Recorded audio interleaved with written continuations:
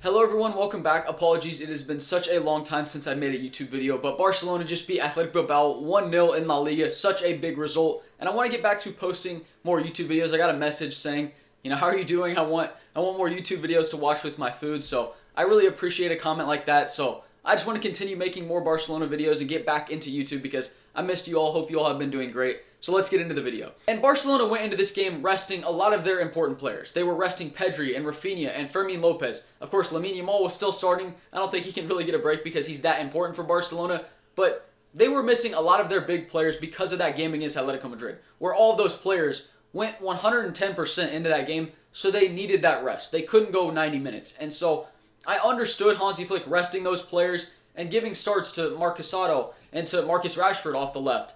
And so I wasn't expecting Barcelona to dominate from the first minute. And I remember within 20 seconds, Cancelo almost scored an own goal. I was so confused what I had just tuned into. But Barcelona slowly eased the pressure. They felt more comfortable in this game. And I didn't mind Barcelona going into the 60th minute being tied, because you knew that Pedri and Rafinha and Fermin Lopez were all on the bench ready to make an impact. And so I was okay with Barcelona tying that game up until the 60th minute. And so I think they did well to get to that point. And then when you have special players like Pedri and like Lamine Yamal, that's what happens. And Lamine, that finish is incredible. I don't know what we're watching currently, but it is ridiculous that Lamine, at his age, is the best player in the world. There is no one that can do what he does, because the chances that he creates for his teammates, the dribbling that he contributes to Barcelona's front three, it's amazing. He is so unpredictable. He is so difficult to defend. And I think Bilbao's left back did very well against him today, honestly. But when you have that much quality, there's only so much you can do for such an amount of time. It's going to happen. Lamine Yamal is going to end up impacting the game, and that's exactly what he did. And honestly, he only needed one chance today because he really didn't have many touches around their box, which is really where you want him. You want him as close to the goal as possible and isolated against his left back, which he did have a couple opportunities there. But I think Bilbao's left back did really well.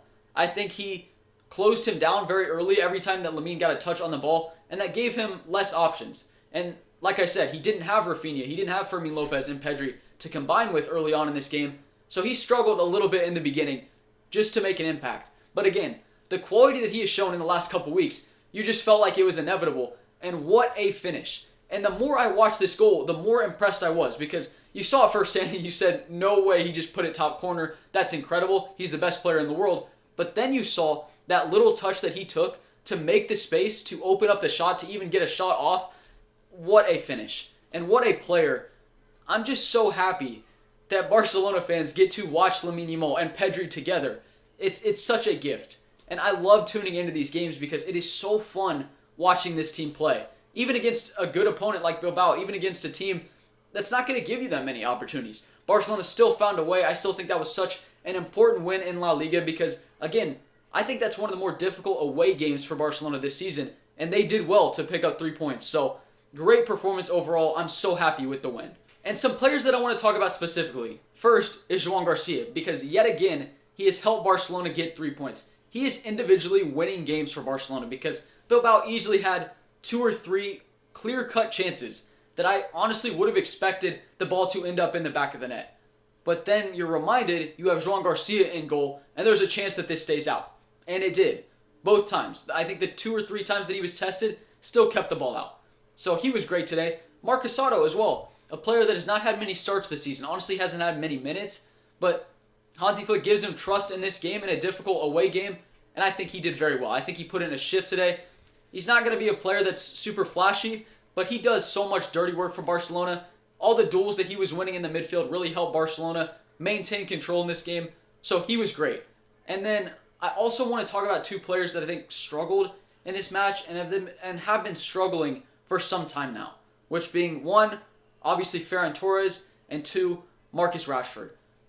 I'll start with Ferran because I know a lot of Barcelona fans want this guy just completely out of the club. And a lot of fans also think the number 1 priority for Barcelona's board is to sign a striker in the summer because we can't go into another season with Ferran Torres. And as you all know, well, maybe if you remember, I have been a defender of Ferran Torres. I still think his movement, his runs in behind, it helps Barcelona's creators. It helps players like Lamine Yamal and Pedri when they're used to a player like Lewandowski that just doesn't have the same movement as Ferran, it helps them create chances because they have a runner in behind. So it is nice to play with Ferran because I think he makes smart runs off the ball, but at the same time, he really has struggled to finish. And I think his confidence has been very low recently in front of goal. And so I understand those concerns, right? Do Barcelona need to spend big money on a striker if they want to be the best team in the world? It's a position that they should reinforce. And I agree with that. And I think if all things go right, I think Lewandowski does spend his last season at Barcelona this season and he does not renew his contract. Because I still think Lewa has helped Barcelona this season, but he's slowly getting to the point where it's like he's going to leave. He is going to leave, and I think it's probably the best thing for his career and for Barcelona. And so is it just going to be Ferran Torres in the number 9 position next season? I don't think so. I do think the club will know that they can sign a striker in the summer, and they will make that a priority. I still think the center back position is honestly equally important or more important for me. But I'm going to be honest and say I have not been impressed with Ferran in the last couple months, and I think that's completely fine to say that. I know a lot of Barca fans are very Ferran out, and I understand those points because he does really struggle in front of goal, and sometimes it's very frustrating when you have players creating a ton of chances and you just don't feel like he is able to put those chances away. I also think one thing that's really helped Ferran in the last 2 years, even if he's struggled for goals, is his link-up play. I think he's really great in tight spaces and he's able to make quick 1-2s with his teammates. But even that in the last month or so, I just think he's been getting that wrong. So I'm going to be honest. I've not been impressed with Ferran, and I understand the concerns. I hope Barcelona will be able to make a move for a number 9 in the summer because I think even just having another option there would help both players. But still, has not been a great month or so for Ferran. But then moving to the left wing, to Marcus Rashford. There are a lot of talks that Barcelona are going to spend $30 million to sign him permanently from Manchester United in the summer. And do we think that's a good idea?